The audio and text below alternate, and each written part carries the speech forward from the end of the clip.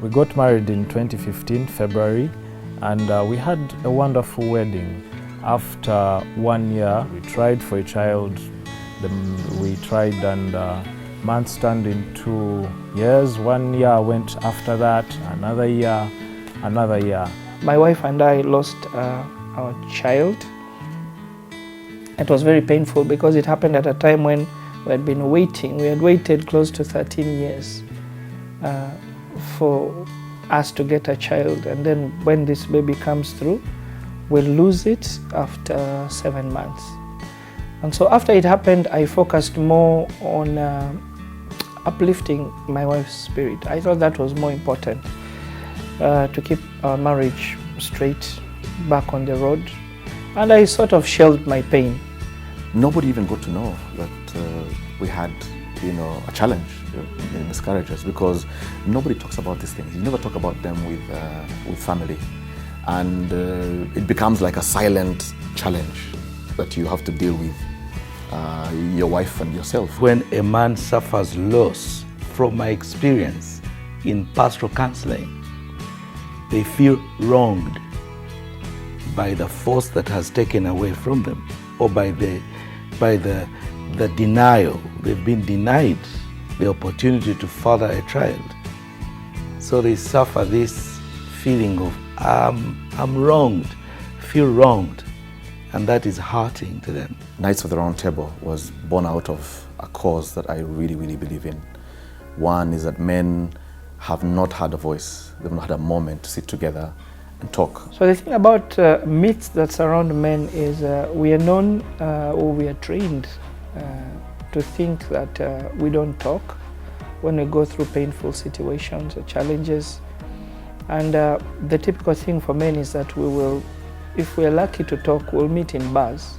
And so for me, it meant a lot to be with like-minded men and to talk about what I went through. In telling their story, they get therapy, they get closure, they help one another to deal with the wrong and the pain.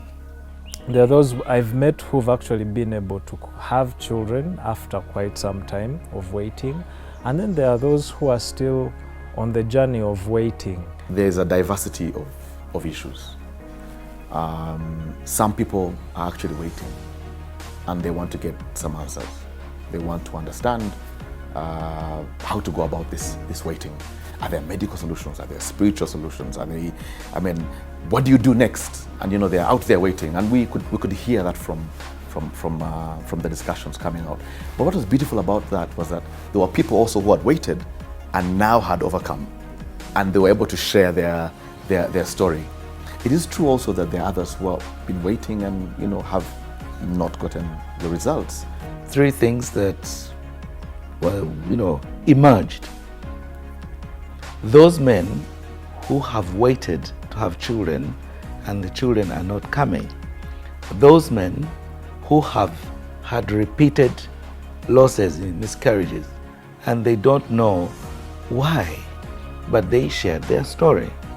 And then that is those men with other men who come to them seeking help and they don't know what to do for them. They were there for their friends. I did not realize that I had shelved it for years, and I only got relief or a breakthrough during the men's meeting. That's when I got closure, by the way. I got closure during and after that meeting. I said, thank you. It's now done.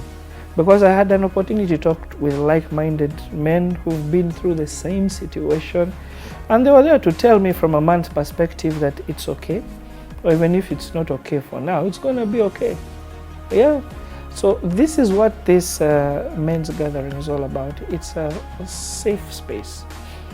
And we want men to know that it is okay to come out and talk about stuff, even if it hurts you, but you're, because you're a man, and our society has crafted us in such a way that we cannot come out and say, guys, I'm hurting with this situation.